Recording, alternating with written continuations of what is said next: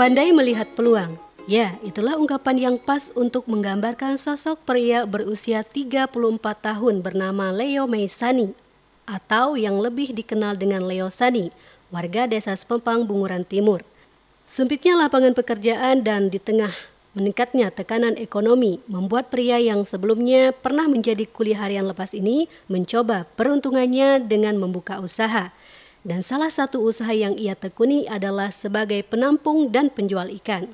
Usaha yang telah ia jalani selama 2 tahun terakhir ini cukup menjanjikan. Melihat antusiasnya minat masyarakat akan ketersediaan ikan yang merupakan salah satu kebutuhan pokok yang sangat dicari oleh masyarakat Natuna. Sehingga ia tidak hanya sebagai penampung, ia pun menjual ikan-ikan yang ia beli dari nelayan sekitar serta mengolah ikan tersebut menjadi ikan salai. Kalau untuk ikan salai itu buka usaha ini baru berjalan sekitar 1 tahun.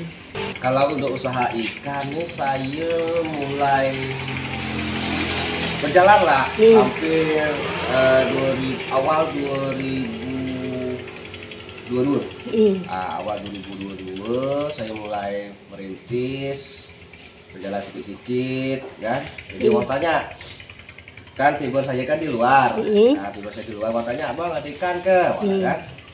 Bermodalkan 1.500.000 pertama yang ia gunakan sebagai modal awal, di mana ia hanya mendapatkan 30 ekor ikan jenis tongkol yang ia beli dari para nelayan. Kemudian dijual kembali dengan mengambil sedikit keuntungan dari harga yang ia beli. Dari situlah mulai banyak para nelayan yang menjual hasil tangkapan mereka kepada Leo Sani sebagai penampung ikan.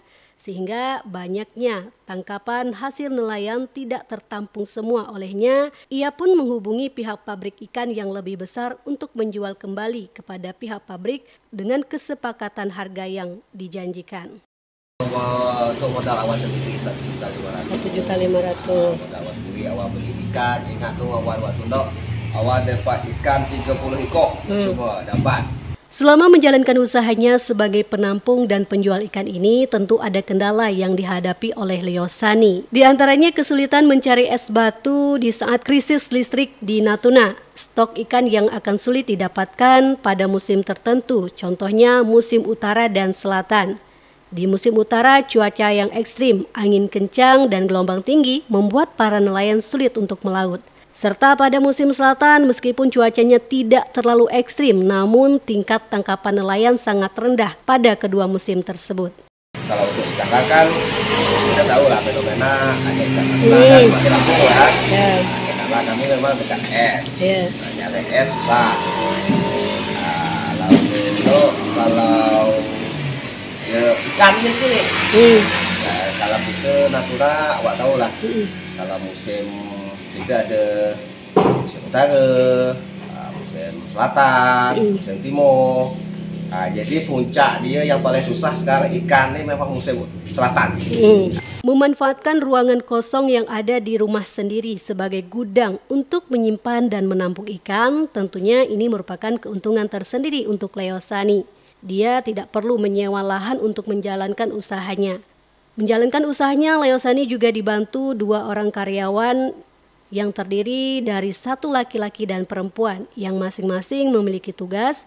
Karyawan perempuan bertugas stay di gudang sekaligus yang mengolah ikan salai, dan karyawan laki-laki bertugas di pengangkutan ikan dari para nelayan sekitar untuk ditampung atau dilimpahkan ke bagian pabrik. Kalau untuk saya sekarang ada 2, 1 stay di gudang, 1 khusus pengangkutan. Hasil tidak pernah mengkhianati usaha. Itulah yang dirasakan oleh Leo Sani. Berkat usahanya sebagai penampung dan penjual ikan, kini ia sudah menikmati hasilnya. Rata-rata keuntungan atau omset pemasukan kotor yang ia terima per bulannya mencapai angka 5 juta rupiah. Dan rencana ke depannya, ia juga berupaya untuk memperluas usahanya dengan menjalin kerjasama kepada nelayan-nelayan yang ada di Bunguran Utara dan Teluk Buton. Kalau untuk keuntungan sekarang, untuk omset kita lah bisa mencapai sekitar 5 juta sebulan. Kalau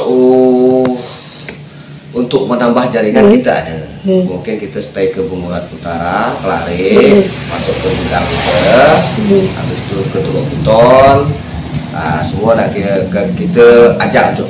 Usaha yang sudah ia jalani selama hampir berjalan 3 tahun ini, Leo Sani mengungkapkan ia belum pernah mendapatkan berbagai jenis bantuan dari pemerintah daerah maupun tingkat desa, baik bantuan berupa materi atau perlengkapan usaha yang ia butuhkan.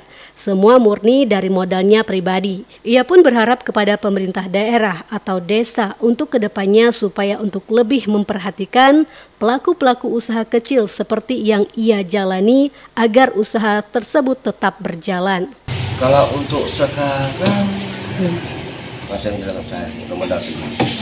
Ada perhatian dari pemerintah desa, dari pemerintah daerah, kan itu. Supaya perhatikanlah pedagang-pedagang kecil yang macam ini. Peluang tidak akan disia-siakan bagi orang yang bermental perjuang.